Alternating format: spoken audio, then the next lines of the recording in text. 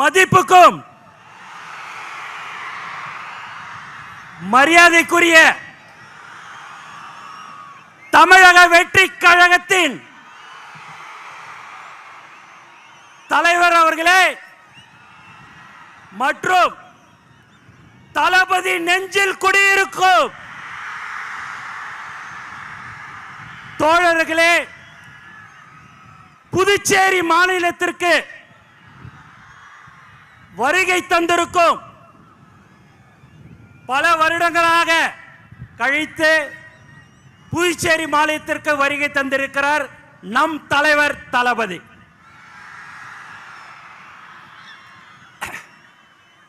உண்மையாவே உங்களை பார்க்கும் போதெல்லாம் ரொம்ப சந்தோஷமா இருக்குது. ஏன்னா நம்ம எல்லாமே ஒரு தளபதியுடைய குடும்பம். அந்த குடும்பம் தலைவருடைய முகம் தளபதியுடைய வார்த்தைக்கு கட்டுப்பட்ட ஒரு உண்மையான குடும்பம் எது என்று சொன்னால் இதுதான். இன்னைக்கு பாத்தீங்கன்னா வேலை நாட்கள் எல்லாருமே இன்னைக்கு நீங்க இவ்வளவு பேர் வந்திருக்கீங்க அப்படின்னா தலைவர் தளபதிக்காக மட்டும்தான் என்பது இந்த நேரத்தில் தெரிவிச்சுக்க.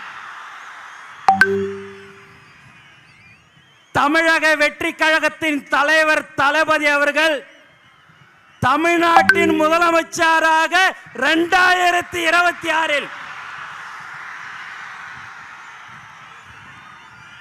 கண்டிப்பாக அந்த இடத்தை கண்டிப்பாக வருவார். அதேபோல் புதுச்சேரி மாநிலத்திலும் தமிழக வெற்றி கழகத்தின் ஆட்சி கண்டிப்பாக இருக்கும். ஏன்னா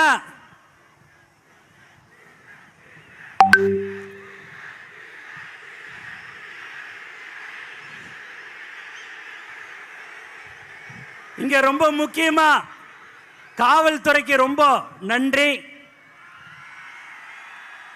நிறைய ஒத்துழைப்பு கொடுத்தார்கள். மேலும் தலைவர் தளபதியை பார்க்கறதுக்கோசம் நீங்க ரொம்ப நாளை காத்து கொண்டிருக்கிறீங்க.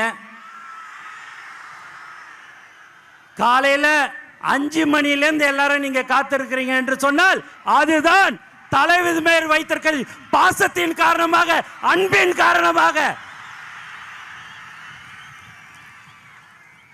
வேற யாருக்காவது அனுமதி இல்ல, டோக்கன் கொடுக்கிறோம், QR கோடு, போலீஸ்ல 31 கண்டிஷன்லாம் போட்டு கொடுத்தாங்க. நீங்க எத்தனை கண்டிஷன் போட்டாலும் அந்த கண்டிஷனுக்கு உட்பட்டு நாங்க வருவோம். என் தலைவனை பார்க்க வருவோம் சொல்ற ஒவ்வொரு தோழருக்கும் இந்த நேரத்தில் நான் நன்றி தெரிவிச்சுக்கினே இருக்கிறேன். 72 நாள் கழிச்சு இந்த மாதிரியான ஒரு பொதுக்கூட்டத்துக்கு தலைவர் அவர்கள் வந்திருக்கிறாரு. தமிழ்நாட்டில் பார்த்தீங்கன்னா நம்மளை எங்கேயுமே விடக்கூடாதுன்றதுல தெளிவா இருக்கிறாங்க. எதை பண்ணாலும் சரிங்க, தலைவர் சொன்ன போல காத்த மறைக்க முடியுமா என்ன? எதுவுமே செய்ய முடியாது. தலைவரை யாராலையும் ஒன்னும் செய்ய முடியாது. தமிழக முதலமைச்சராக 2026 தலைவர் தளபதி அவர்கள் வருவார். நல்லதை செய்யறதுக்கு உச்சியில் இருக்கும் போது இந்த மக்கள் எனக்கு அந்த பதவியை கொடுத்தார்கள், உச்சத்தை கொடுத்தாங்க. அந்த உச்சத்துல இருக்கும் போதே வரணும்னு சொன்ன ஒரே தலைவன் நம் தலைவர் தளபதி மட்டும்தான். அதனால எல்லாருமே பயங்கரமான கண்டிஷன் எது போட்டிருந்தாலும் சரி, இங்க இவ்வளவு பேர் நீங்க வந்திருக்கிறீங்க. உண்மையாகவே பார்க்கறதுக்கு ரொம்ப ரொம்ப திரும்ப திரும்ப சொல்றேன், சந்தோஷமா இருக்குது. நீங்கள் ஆவலுடன் யாரை எதிர்பார்த்திருக்கிறீங்கன்னா தலைவர் தளபதியை தான் நீங்க எதிர்பார்த்திருப்பீங்க. இங்க இருக்கிற மக்கள் பயங்கரமான நீங்க ஒரு பாசத்தை தளபதி கிட்ட வச்சிருக்கிறீங்க.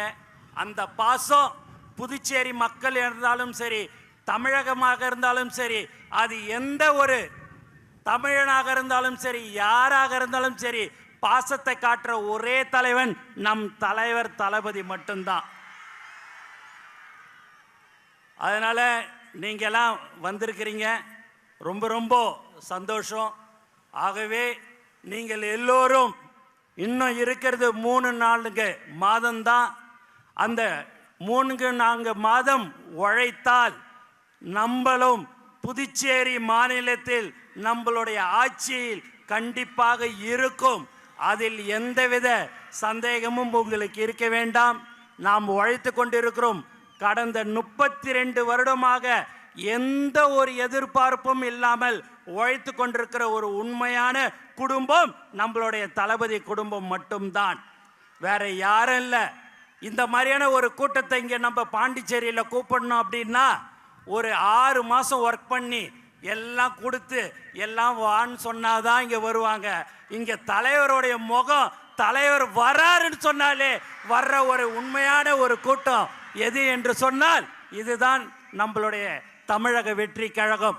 ஆகவே நீங்கள் எப்போதும் நம்மளுடைய தோழர்கள் இன்னும் 3-4 மாதம் கடுமையாக நீங்கள் உழைக்க வேண்டும்.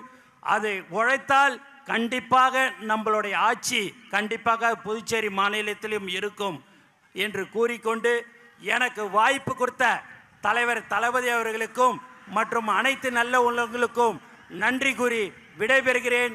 நன்றி, வணக்கம். எப்படி இருக்கீங்க? எப்படி இருக்கீங்க? 72 நாள் கழிச்சு அண்ணன் புதுச்சேரியில் இறங்கியிருக்காரு. அது எதுக்காக நம்ம தெரிஞ்சுக்கணும்.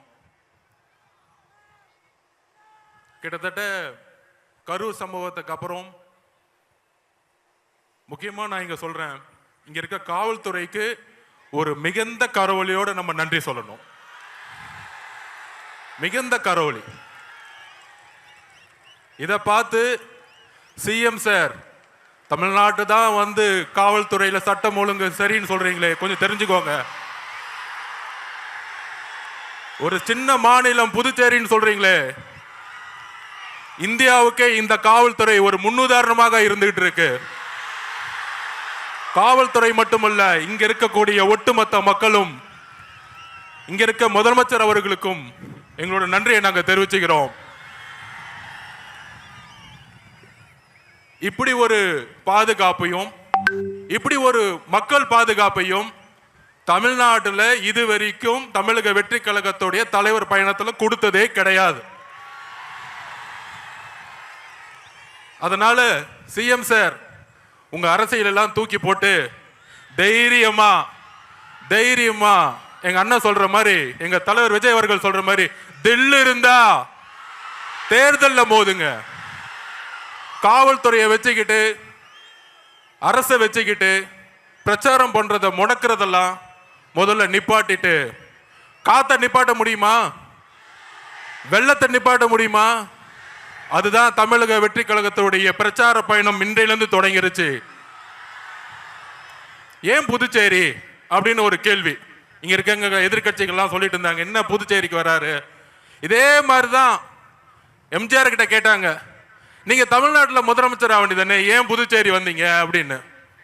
புதுச்சேரி மக்கள் ஒரு நல்ல ஆட்சி, ஒரு நல்ல கல்வி, ஒரு நல்ல போக்குவரத்து வசதி, ஒரு நல்ல மருத்துவம், இதுக்காக இன்னும் ஏங்கிட்டு இருக்காங்க.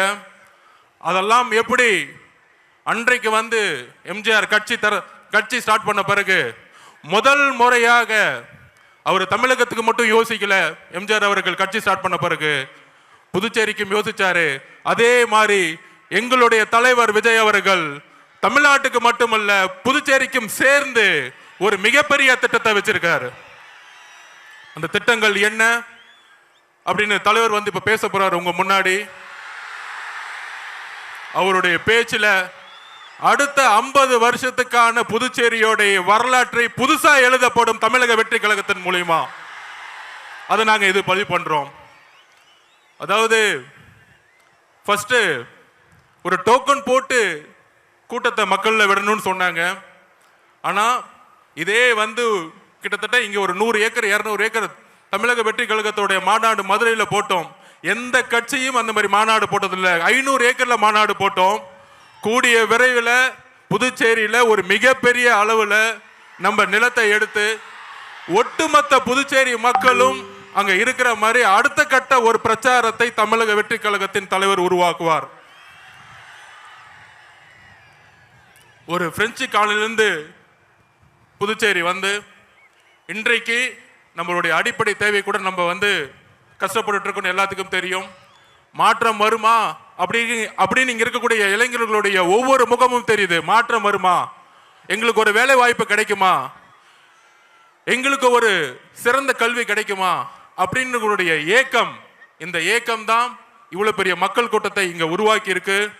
கண்டிப்பாக மிகப்பெரிய எழுச்சி 1970 உருவான மாதிரி நம்மளுடைய தலைவர் வரக்கூடிய தேர்தலில் தமிழகத்தின் முதலமைச்சராக உருவாகி பாண்டிச்சேரியிலையும் தமிழக வெற்றி கழகத்தின் முதல்வரை உருவாக்கி ஒரு மிகப்பெரிய ஒரு புதிய விஷயத்தை உருவாக்குவார். அதுக்கான திட்டங்கள், அதுக்கான மேனிஃபெஸ்டோ கூடிய விரைவில் வந்து நீங்க பார்ப்பீங்க. அதுக்கான எழுச்சி பயணமா நம்ம வந்து இன்றையிலிருந்து புதுச்சேரி, தமிழகம் மட்டுமல்ல புதுச்சேரி மக்களோட தமிழக வெற்றி கழகம் ஒரு பயணத்தை தொடங்குறது. அடுத்தது அண்ணன் வராரு. நன்றி, வணக்கம், தேங்க்யூ.